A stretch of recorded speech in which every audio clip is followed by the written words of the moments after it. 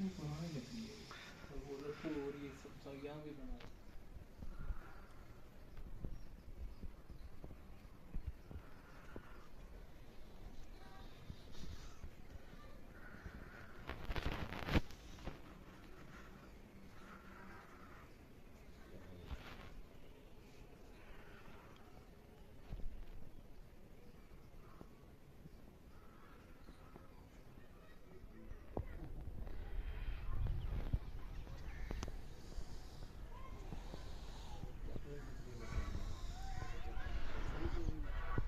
खतरा है गिरने का वैसे। हमारे इतना ज़ोक वाले लोग और भी आएंगे यहाँ पे।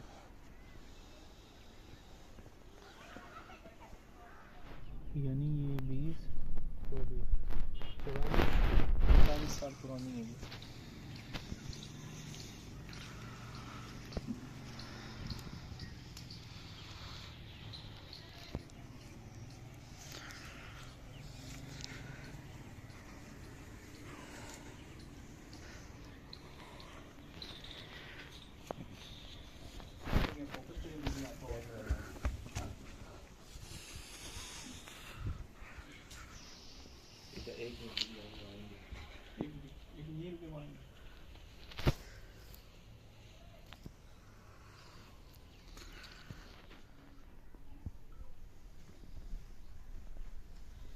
सदियों से कायम ये मस्जिद फ़न तामीर की आला शाहकार है।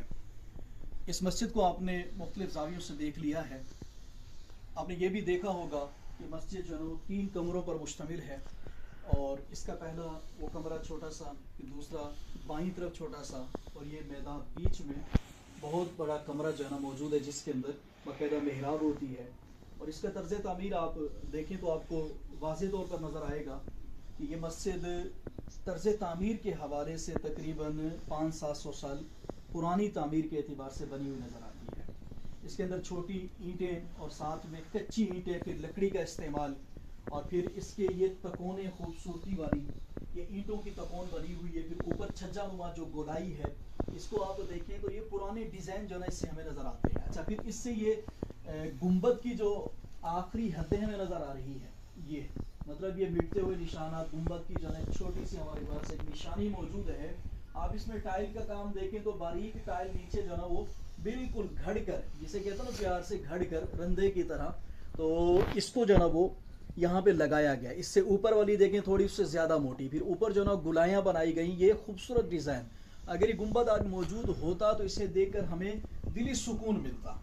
ये गुंबद यहाँ पर होता, पूरी मस्जिद बिल्कुल सही हालत में होती, लोगों ने इसकी हिफाजत की होती, तो आज इससे हमें उस शरीफ की तारीख का एक नया बाब जो है ना वो खोलने का मौका मिलता। लेकिन अफसोस की बात है कि मस्जिद आने वाले ज़माने की गर्दो गुबार का, जलजलों का, बारिशों का, आंधियों का, तूफ़ानों का मुकाबला न कर सकी और यहाँ के लोगों ने इस पर तवज्जो ना की, जिसकी वजह से आज ये माइल ब इनहिदाम है, यानी कि मज़ीद जो है ना वो मिटती जा रही है। मसाजिद अल्लाह का घर होते हैं, लोगों को चाहिए मसाजिद को आबाद करें और यहाँ पर आकर बाकायदा इबादत करें। यहाँ पर मैं दिखाना चाहूँगा, ये तकरीबन मेहराब हमारा जो होता है आजकल तकरीबन 5-5.5 फुट का होता है। अगर हम इसको एक मोहतात अंदाजे के मुताबिक कहें कि 5 फुट का मेहराब है, ये 6 फुट का है, तो बाकी वो नीचे वाला हिस्सा, इसका मतलब है कि उच्च मोगला की असल धरती 5 फुट नीचे थी और मुमकिन है कि उच्च मोगला से सबसे बुलंद व बाला मकाम पे इसको बनाया गया हो कि मसाजिद हमेशा ऊंची जगहों पर या अच्छी जगहों पर जहाँ पे पानी ज़्यादा देर ना ठहर सके बारिश का, तो वहाँ पे बनाई जाती है। तो ये मस्जिद भी मुमकिन है कि ऐसी जगह पर बनाई गई हो, फिर यहाँ पर आबादियाँ बढ़ी।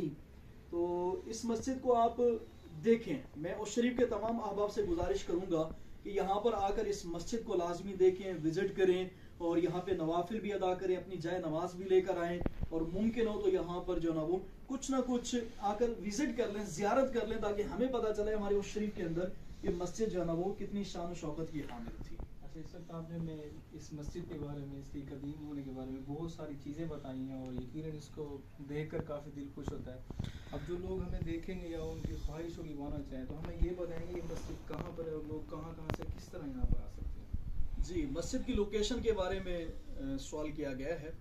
मस्जिद की लोकेशन ये बहुत आसान है। हम उस शरीफ चौक से लल्लू वाली मोरी की तरफ आएँ तो ये उल्टी तरफ हमारे जो नीचे खेत आ रहे हैं, किसी से पूछ ले बंदा उच्च मोगला जाना है, और उच्च मोगला में भी उच्च मोगला के कदीमी कब्रिस्तान में जाना है। तो यहाँ पर आकर जो ना ये मस्जिद आपको कदीमी कब्रिस्तान के दरमियान में नजर आएगी। अच्छा, और शरीफ चौक से अगर कोई इधर से आता है पुल की तरफ से, नहर की तरफ से, तो अंदर अंदर खेतों से और मकानों से, मतलब पूरे मोहल्ले से गुजर कर भी यहाँ पर आ सकता है। अगर लल्लू वाली मोरी से आना चाहे यहाँ पर कोई, तो सीधी तरफ ये जो ना रोड नीचे आ रहा है, लल्लू वाली मोरी और उच्च शरीफ के दरमियान में आकर सीधी तरफ नीचे जो रास्ते जा रहे हैं 2-3, किसी से बंदा पूछ ले, उच्च शरीफ के कदीमी कब्रिस्तान में जाना है, जो उच्च मोगला का कदीमी कब्रिस्तान है, तो यहाँ पे पहुंच जाएंगे। अगर उच्च शरीफ अब ज्यादा अगर मारूफ ना हो तो हम वो लोग क्या बोलेंगे, हमने उच्च शरीफ कौन से इलाके, मतलब जिला या कुछ? जी, उच्च शरीफ हमारा शहर है, तहसील अहमदपुर शर्किया, जिला बहावलपुर, पाकिस्तान का ये शहर है, कदीमी शहर है, सिकंदर यूनानी से भी कदीमी शहर है। आपने उच्च मोगले का फरमाया, तो इसको उच्च मोगला क्यों कहते हैं? उच्च मोगला क्यों कहते हैं? उच्च मोगला, उच्च मुगलिया और उच्च मोगला, ये 3 इसके नाम जो ना मशहूर हैं। ये नाम इस वजह से मशहूर हैं, सदरी रिवायतों के मुताबिक यहाँ पर आज से 300-400 साल पहले, 500 साल पहले मुगल एम्पायर, मुगल सल्तनत यहाँ पे जो जब कायम थी, ये उस शरीफ उसका हिस्सा था, तब मुगल बादशाह यहाँ पर किसी और इलाके में जाते या इस इलाके के करीबी इलाकों का सर्वे करते, तो ये इस मोहल्ले के अंदर, इस इलाके के अंदर पड़ाव करते, खेमे गाड़ देते, उनके सिपाही जितने भी होते, हत्ता कि कहीं अस्तबल बना लेते, कहीं पे जो ना लंगर खाने बना देते, कहीं पे झूंपड़े कैंप कर देते, कहीं पे अपने शाही खेमे गाड़ देते थे। यहाँ पर उनका बाकायदा पड़ाव होता था, मुस्तकर होता था, यहाँ पर बैठकर वो फैसले करते थे, यहाँ पर मेहमान नवाजियां होती थी। ये सदरी रिवायत मशहूर है कि मुगल बादशाह यहाँ पर आकर बैठा करते थे। अच्छा, उच्च मोगला क्यों कहते हैं? इस वजह से कि मुगल बादशाह है। यहाँ पर मैं थोड़ा सा मुगल एम्पायर पर भी जो ना बात करना चाहूंगा कि मुगल सल्तनत अगर हम देखें, उससे हमें इस मस्जिद का जो ना कुछ रुख मिल जाएगा। वो रुख क्या होगा? वो ये होगा कि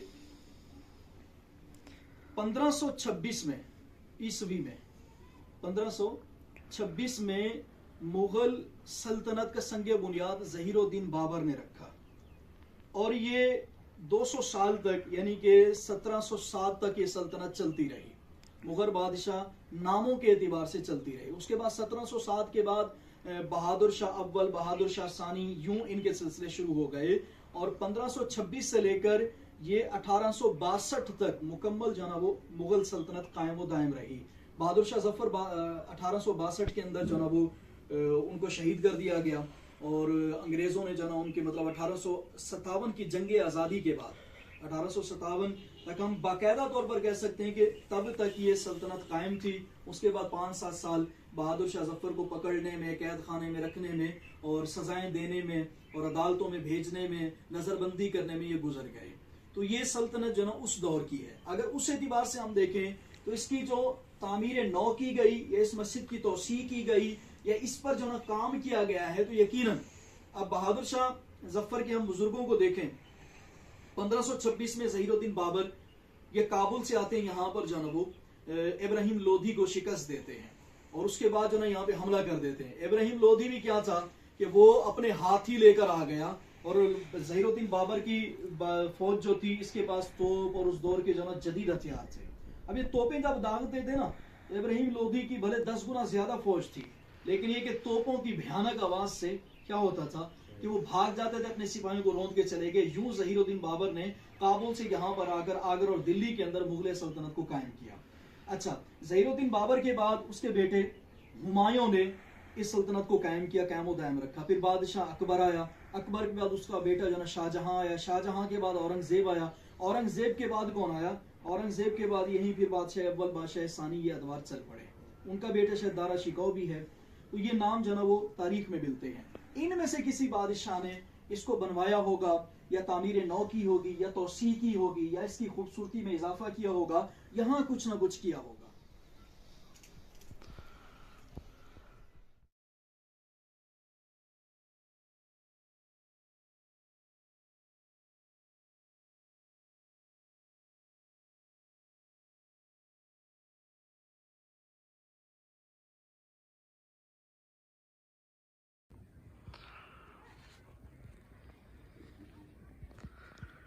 ये सुराख क्यों बना?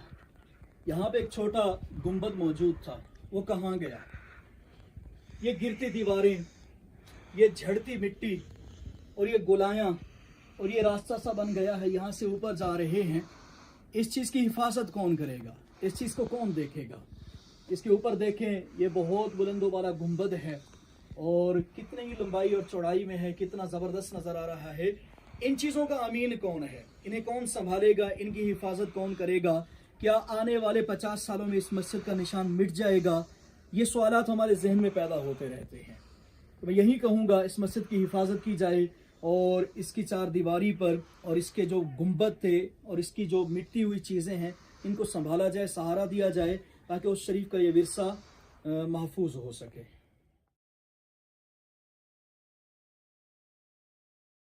साफ करें बेटे।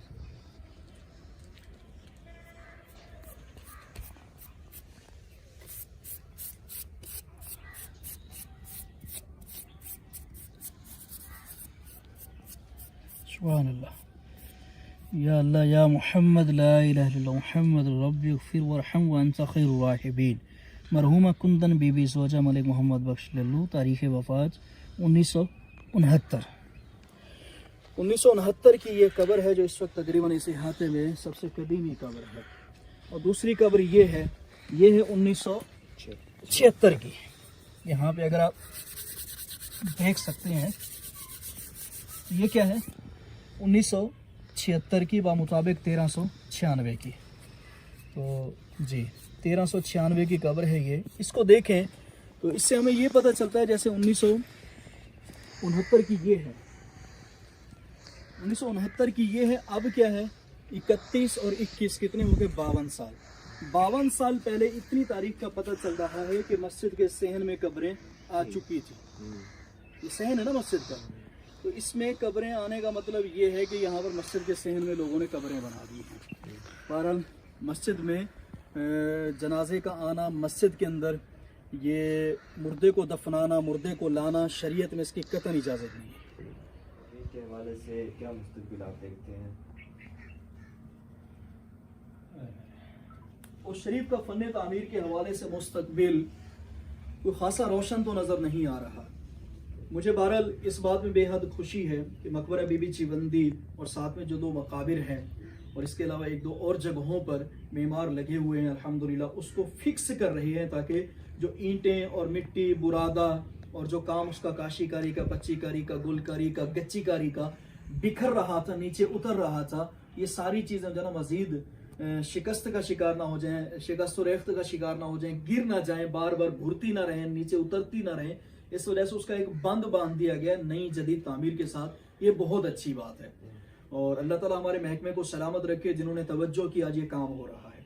आपने सवाल किया कि उस शरीफ का फ़न तामीर के हवाले से मुस्तकबिल क्या है। मैं यही कहूँगा, मुस्तकबिल तो रोशन है और रोशन रहेगा, इस बात में कोई शक नहीं है। आप जैसे नौजवान यहाँ पर हैं, काम देखते रहेंगे, करते रहेंगे, सोशल मीडिया पर उस शरीफ को नुमाया करते रहेंगे, तो इंशाअल्लाह कभी ना कभी किसी की नज़र यहाँ पे पड़ सकती है जो आकर इन गिरती दीवारों को सहारा देंगे, इन खूबसूरत झरोकों को, कुंगरों को और ऐसे मेहराबों को संभालेंगे।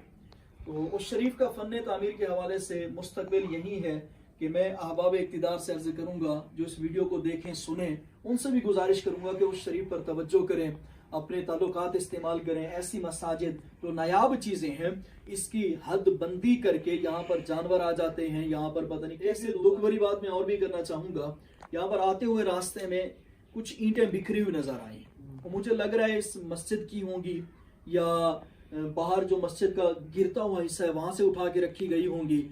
अच्छा, दूसरी बात, मकबरा बीबी चिवंदी को देखें तो साथ में कब्रों पर लोग कतबे लगाते हैं और वहां पर आपने देखा होगा नीली नीली टाइलें लगी हुई है, ठीक है ना। वो लग रहा है कि बीबी चिवंदी से, बहावल हलीम से या मकबरा नूरिया से उतार के या वहां से गिर रही होंगी, इन्होंने अपने बुजुर्गों की निशानी के लिए उसको लगा दिया होगा।